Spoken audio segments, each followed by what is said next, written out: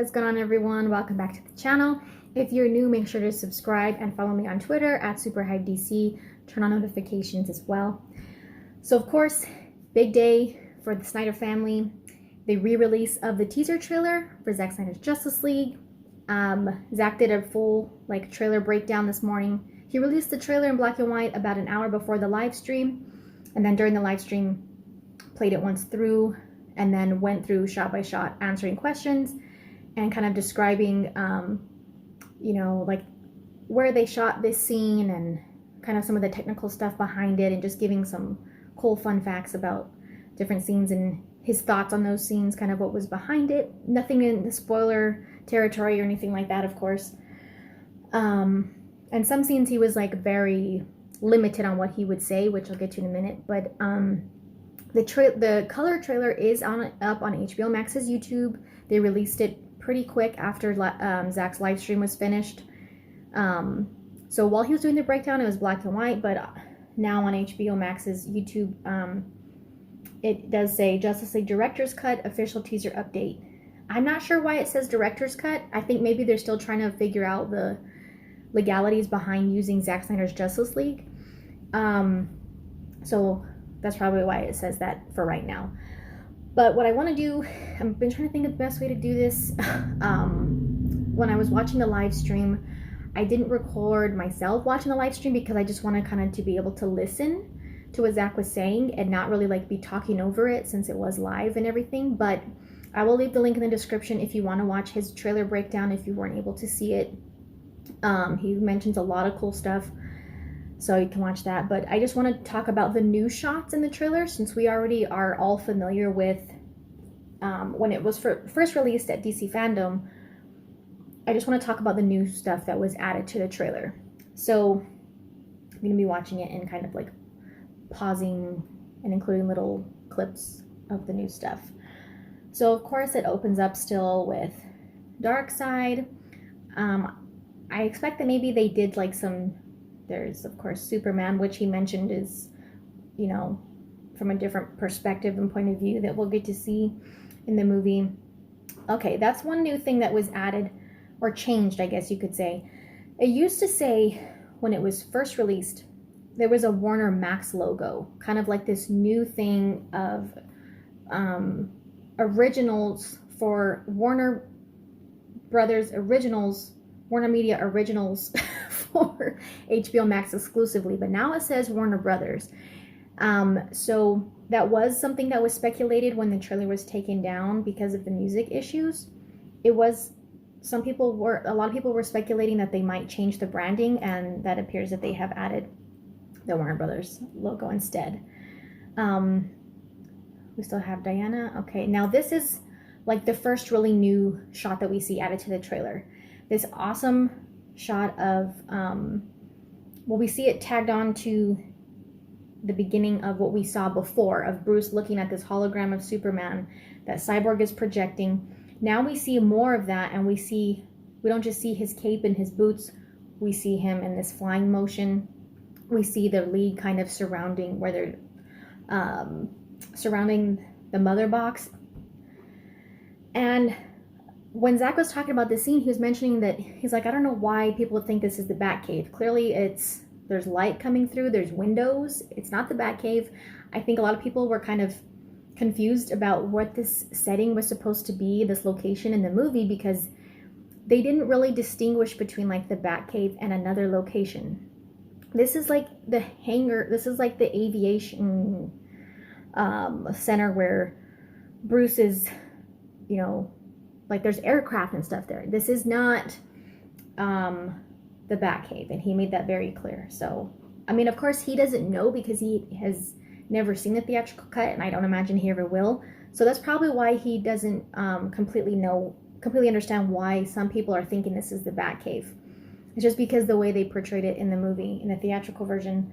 And he, of course, made it clear again that yes, Cyborg is projecting this image of Superman. And then, okay, we see the rest of it there when Bruce is looking at that projection. We then get another new shot of Cyborg. They show some kids, some teenagers playing football in the street right next to Cyborg's apartment in Gotham, and we see him there kind of like watching them. He has his hoodie and his sweatsuit on. I imagine this is probably not long after he turns into Cyborg. I mean, I don't know, but it kind of seems like it. Regarding the Superman black suit scene, Zack wouldn't really talk much about it, except for that's obviously him coming out of the scout ship, the same door that he came out of in Man of Steel. I love hearing him talk about Wonder Woman. He is just loves and appreciates Gal's portrayal of Wonder Woman so much. When he was talking about the Flash scene where he's breaking through the glass to go save Iris, people did ask him during the live chat, like people were sending in questions, where's his shoes and stuff like that. He said that we will see them explode as he begins to run because they can't handle his speed. So that makes sense. I've always figured that was why he was barefoot, but he kind of made that more clear. And he also talked about why he doesn't like the idea of the Flash being able to like move people at super speed and get them out of the way, or like, you know what I mean, move them away from danger or something like that, because we see that a lot in, like, for instance, the CW show. He said that he knows people really like that thing about the Flash, if he could like move, just move you over here real quick. The reason he's not a big fan of that is because he doesn't feel like just normal average people physically would not be able to handle that kind of speed, the speed that Flash moves at, which makes sense. Like, he feels like, their arm would be ripped off, or like their body would be kind of destroyed trying to be moved at that speed, and that makes sense. There's a scene in the Boys series where A-Train kind of like runs in, to make it fair, he runs into this person sort of, or kind of like runs by this person, and she's pretty much just like, yeah, there's nothing left. So, granted, if the Flash were to like run by someone or that would happen, but like, even it makes sense to just kind of move them. It probably would not fare well physically for them. So it's kind of cool that he mentioned that. We obviously know that the scene where Flash is kind of moving people out when the scientist that he's trying to save, obviously that was Joss, which we found out later on that was not Zack, but he made it more clear today. All right, now we get, in the first release of the teaser, we only got that first opening shot of Uxas, Darkseid, whatever. But now we get another shot of the invasion scene. We see him kind of standing in the middle. Zack mentioned that those are the priests of the Mother Box behind him. We see like this. He said that they're portraying the anti-life equation in a physical sense. He thinks that the anti-life equation is here on Earth, and that's why he's kind of slamming his axe into the ground. And there's like that flowing red color. It's pretty cool to see something like it's in motion in the air. And he talked about how we see the Armada like behind him. There's kind of the motherships way up in the top, and then you see like the drop ships down below. So cool that we got to see another shot of him. He's massive, but still, this is not even like full-blown Darkseid. So can't wait to see him in all of his glory. He talked about how Desaad communicates with Steppenwolf, not directly with Darkseid. And we have a scene. Okay, we're in Star Labs. Silas, of course, he's called it performing a selfless act. All right, here's another new shot of the Batmobile taking out some parademons. They're pretty much being destroyed by the Batmobile. And then there's a new shot of Hippolyta that we didn't see. We saw her before really quickly when Steppenwolf lands there, but this scene, she's battling parademons. So it's pretty cool to see her in action. She's a force to be reckoned with herself. Oh, he also mentioned the Flash scene where he's like, it looks like he's running above those people, those scientists and stuff. He's saving them from some falling rocks, Zack mentioned. Of course, it looks like he's flying, but he's not. We know that because of his speed, he can you know, he can change direction and stuff like that. One cool thing he was talking about was Steppenwolf's armor, which he shared this awesome new picture of Steppenwolf. And oh my god, it's just so cool to see him up close and with this color, and he looks amazing. That looks like a true villain. He looks so much more intimidating. I can't wait to hear his actual voice being restored to the way it's supposed to sound. He looks awesome. That his armor is... Someone had asked a cool question in the chat, which I thought was interesting.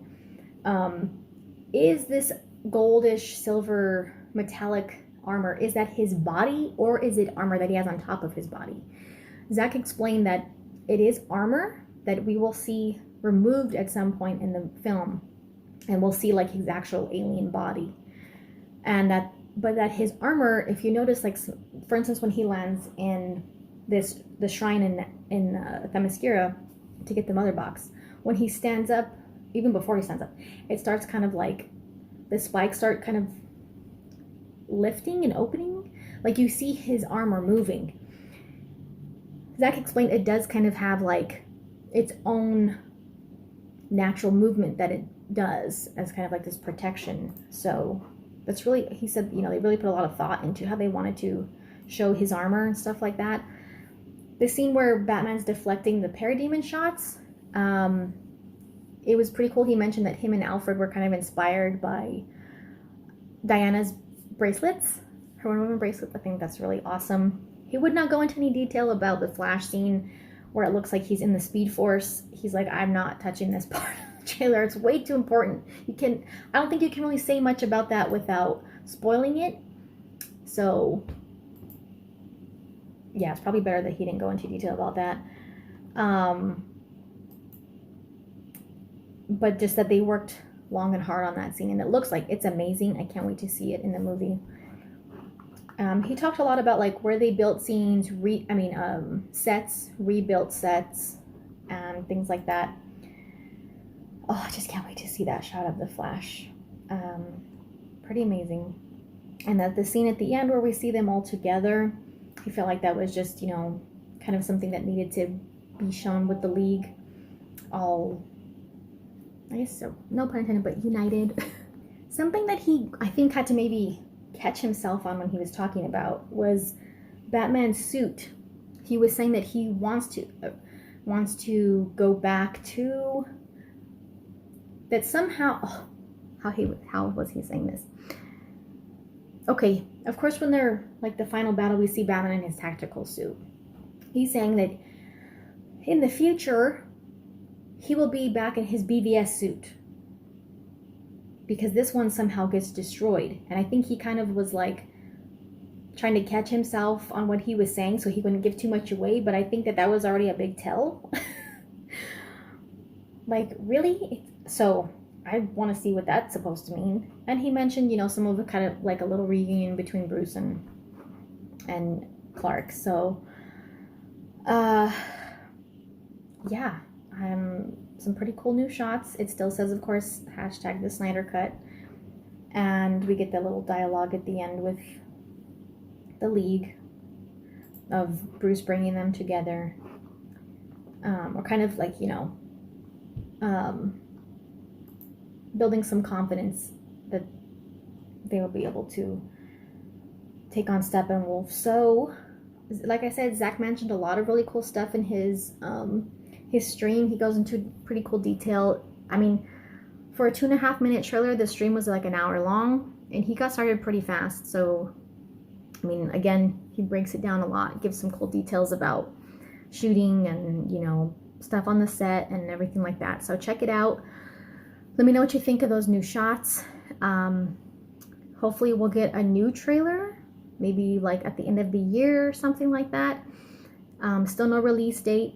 I talked about that in my last video when he was, I made the video about his interview with Chris Swenson from Ping Pong Flicks. So you can check that video out too if you missed that. And thanks for watching, guys. Don't forget to subscribe and follow me on Twitter. If you're on Twitter, make sure you tweet something about hashtag Us United, and don't forget to, there's also links for donating to AFSP. That's, you know, the big thing that Zack really cares about.